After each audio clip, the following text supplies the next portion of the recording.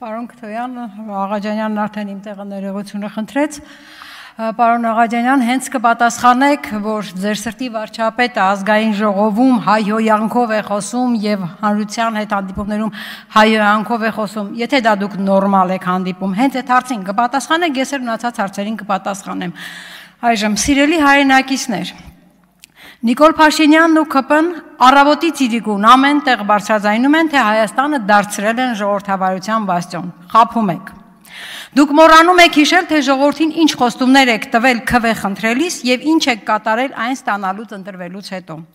Չեք ուզում խոսել այն մասին, թե ինչու ձեր խոստումները ոչ միայն չեք կատարել, այլ նաեւ ուղիղ հակառակն եք արել։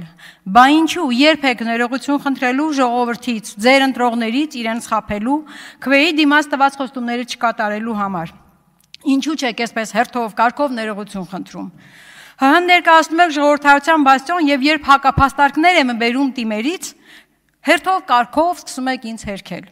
Տիկին Ստեփանյանն ասում է, դա նրանից է, որ մենք տարբեր պատկերացումներ ունենք ժողովրդավարության մասին։ Հետաքրքիր է, որ ինձ հերքում է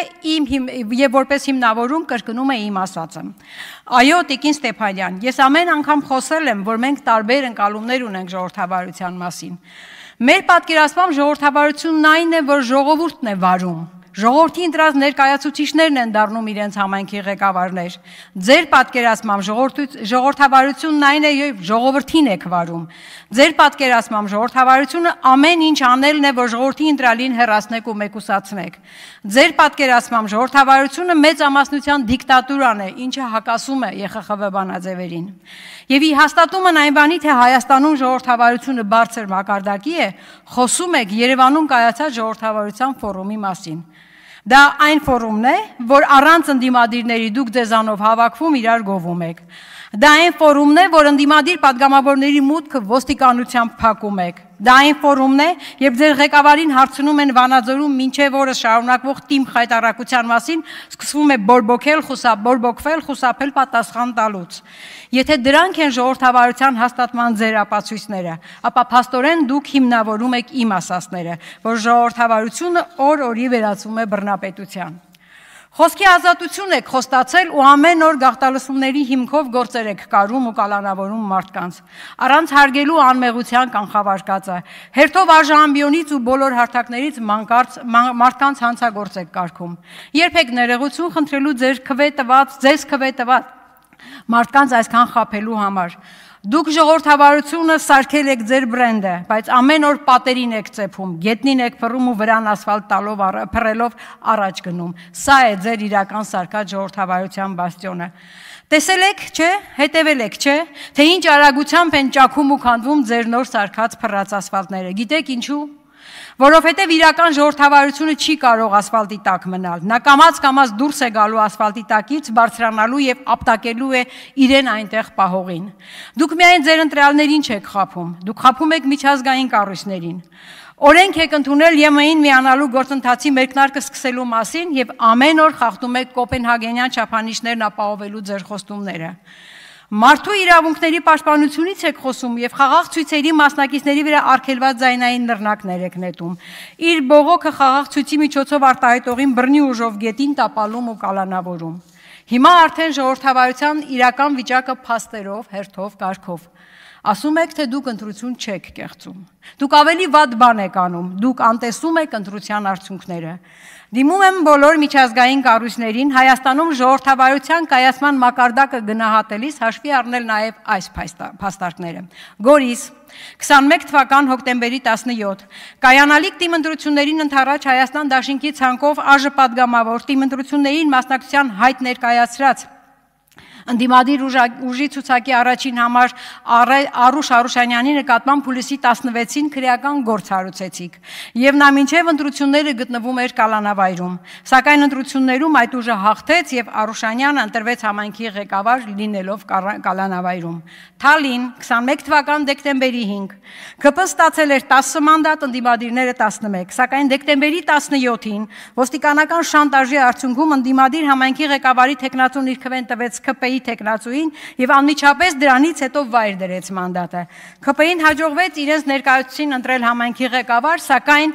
3 ամիս նիստ չգումարելու պատճառով ցրվեց։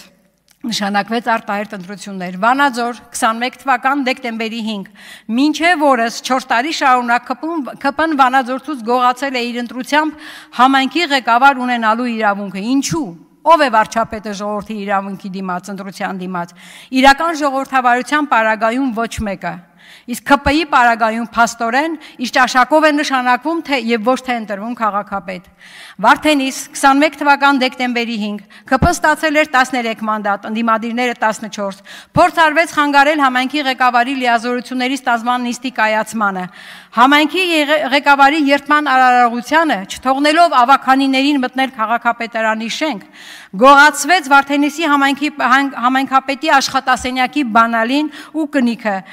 Դրանք պահվեցին չհրկիզվող պահարանում եւ կապարակնքվեցին եւ դրանով փորձում էին ավականու նիստի որոշումը համարել չընդունված, քանի որ այն կնքված չէր։ Բերդ 22 թվական սեպտեմբերի 25 ընդդիմադիր ուժերի հաղթանակից հետո նրանց կողմից առաջադրված համայնքի ղեկավարի թեկնածուն գտնվում էր կալանավայրում։ Նրա նկատմամբ քրեական գործ էր հարուցվել արդեն օգոստոսին։ Հաղթանակից հետո նա վայր դրեց իր մանդատը եւ ցուցակում հաջորդ անդամը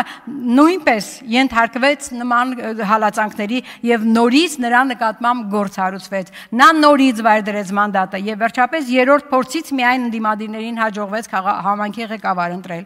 Անի 22 թվական սեպտեմբերի 25 հաղթեց քրեական հետապնդման ենթարկվող մեկ այլ թեկնածու։ Նրա դեմ քրեական գործ էր հարուցվել համայնքապետի հրաժարականի պահանջով տեղի ունեցած բողոքի ակցիաներից հետո։ Երկարատև ակցիաներից ու չարաշահումների մեղադրանքով քրեական գործերից հետո անգամ գործող համայնքապետը հրաժարական չտվեց։ Գործն արտահերթի չհասավ ու նա հաղթեց իր մրցակիցներին ԿՊ-ին ու հայկական երազանքին։ Ալավերդի ոստիկանությունը շրջապատում է քաղաքապետարանը, թույլ չի տալիս, որ ավականու ընդդիմադիր անդամները ներկայանան նիստին։ Իրենք իրենցով ու ԿՊ թռածով նիստ են անում համայնքի ղեկավար փոխում։ Ախուրյան ընդդիմադիրների հաղթանակից հետո սկսվեցին ճնշումներ ընդդիմադիր ավականիների, համայնքի ղեկավարի նկատմամբ այնքան ժամանակ, մինչև ընդդիմադիր համայնքի ղեկավարը հրաժարական տվեց։ Երևան 23 թվական սեպտեմբերի 17 իշխանական ու իշխանամետ ուժերը ունեցան 32, ոչ իշխանամետները 33 մանդատ։ Իշխանական ուժին հաջողվեց հրավիրել համայնքի ղեկավարի ընտրության իրավազոր նիստ եւ իրենց 32 մանդատով ընտրել համայնքի ղեկավար։ Սակայն համայնքի ղեկավարի լիազորությունների ստանձնման նիստը այդպես քվորում չհավաքեց, իրավազոր չէր նիստը, սակայն այդ ամենը չխանգարեց ԿՊ ներկայացուցիչ համայնքի ղեկավարին չստանձնելով լիազորությունները օգտվել այդ լիազորություններից։ Փարաքար սպանվում է ընդդիմադիր համայնքի ղեկավար եւ ուղիղ հաջորդ օրը վարչապետը այն բնութագրում է որպես վրեժխնդրություն ու իրավապահ մարմինները այդ բարկացը դիտարկում են որպես միակ ու անհերքելի, ինչպես Ազատի կացարանում 15 զինվորի կյանք խլած հրդեհի դեպքում։ Այդ ինչպես է ստացվում։ Կարող է ձեր վարչապետը պայծառատես է, թե կարող եմ ողջամիտ կասկած ունենալ, որ ինքը նախապես տեղյակ է եղել դեպքերից։ Գյումրի 6 ամիս մտածելուց ու ավելի հարմար բան չկարողանալով գտնել, առաջ քաշեցիք կամ սարքեցիք կաշառակերության գործ։ Շոուն ինչի համար էր։ Այդքան ոստիկանական ուժի կենտրոնացումն ինչի համար էր։ Նրանց վրա ձեր իսկ ներկայացրած կաշառակերության գործի գումարից մի քանի անգամ ավել ծախսելն ինչի համար էր։ Գործ կար, կասկած կար, հրավիրեիք համապատասխան կառույց, հարցաքննեիք, բայց առանց շոուի։ Տեղի ունեցածը ուղղակի հարձակում էր ժողովրդի քվեի վրա։ Դուք չեք հանդուրժում ժողովրդի ընտրությունը, տեղական ինքնակառավարումը։ Օրենքի գերակայությունից եք խոսում։ Վաղաշապարտում արդեն խախտել եք նախընտրական քարոզարշավին վերաբերվող օրենսդրական պահանջները, ընդամենը մի քանի օր է անցել։ Երբ եք ներողություն խնդրելու ժողովրդին խաբելու, ժողովրդից իրենց ընտրությամբ համայնքի ղեկավար ունենալու իրավունքը գողանալու համար։ Դուք շատ լավ հասկանում եք, որ այլևս սուտ խոստումներով քվե չեք ստանալու, հիմա էլ անցել եք վախեցնելուն։ Դուք բոլորից լավ գիտեք, որ ընտրություններում հաղթելու շանս այլևս չունեք։ Հույսները դրել եք վարչական ռեսուրսի վրա, մարդկանց նոր ստերով կերակրելու համար թեմաներ գտնելու վրա,